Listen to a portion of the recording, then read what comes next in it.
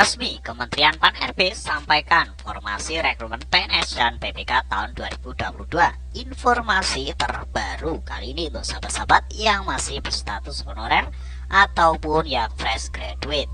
Kesempatan emas bagi dulur-dulur P1 yang belum mendapatkan formasi, bagi teman-teman P2, P3 maupun peserta umum yang daerahnya belum buka formasi maupun tidak kebagian formasi di jurusan masing-masing.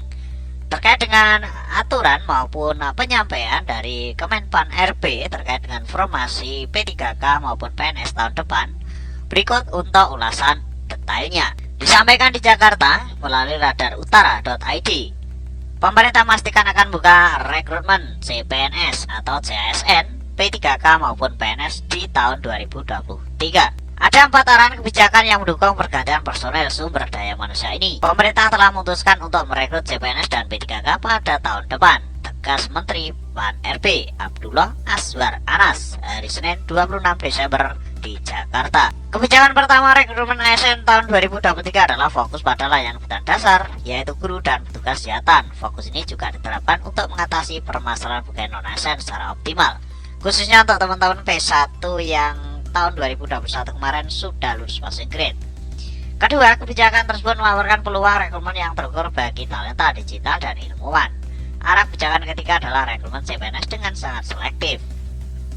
Arahan kebijakan keempat adalah mengurangi perekrutmen ke posisi yang dipengaruhi oleh perubahan digital. Saat ini, pemerintah masih mengkaji posisi mana saja yang mungkin terkena dampak perkembangan digitalisasi ini. Karena dunia digital berubah dengan cepat, pemerintah juga harus cepat beradaptasi agar waktu tidak terbuang sia-sia, kata Menteri Anas. Khusus untuk pemilihan CPNS tahun depan, Menteri Anas menyebutkan prioritas pemerintah untuk memenuhi kebutuhan profesi tertentu seperti hakim, jaksa, akademisi, dan tenaga teknis tertentu lainnya, termasuk talenta digital dan jabatan manajemen prioritas seperti dalam Menpan RB nomor 45 tahun 2022 tentang jabatan pelaksana pegawai negeri sipil di lingkungan instansi pemerintah, tambahnya. Sementara itu untuk BPK fokus pada penyediaan guru, tenaga kesehatan, dan tenaga teknis lainnya. Menteri Anas meminta lembaga pemerintah mulai mendata dan mengusulkan kebutuhan prioritas lembaga pemerintah ASN pada tahun 2023 akan segera dilaksanakan di setiap instansi sesuai kebijakan sebelumnya di video di ASN News, yaitu untuk rekrutmen ini sesuai dengan kebutuhan, jadi tidak diadakan serentak ya sahabat-sahabat. Berdasarkan rencana kebutuhan kementerian, lembaga, dan pemerintah daerah, komposisi ditetapkan dengan mempertimbangkan pendapatan Menteri Keuangan dan aspek teknis dari Kepala BKN, ujar Azwar Anas. Lebih lanjut, Menpan RB juga mengatakan rekrutmen CASN tahun 2023 ini juga akan pertimbangkan beberapa variabel tertentu, seperti jumlah pensiun PNS dan pemerintahan SDM untuk mendukung agenda strategis nasional, termasuk lokasi geografis dan peluang anggaran ya sahabat-sahabat.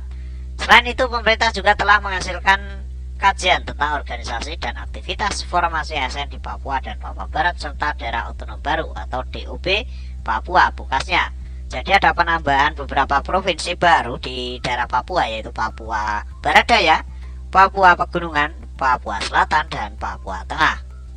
Untuk informasi kali ini seperti itu sahabat-sahabat, ada 4 yang diutamakan oleh Bapak Menpan RB terkait dengan rekrutmen CSN, P3K maupun PNS di tahun 2023. Mudah-mudahan informasi ini bisa bermanfaat. Tetap stay terus di ASN News. See you next video.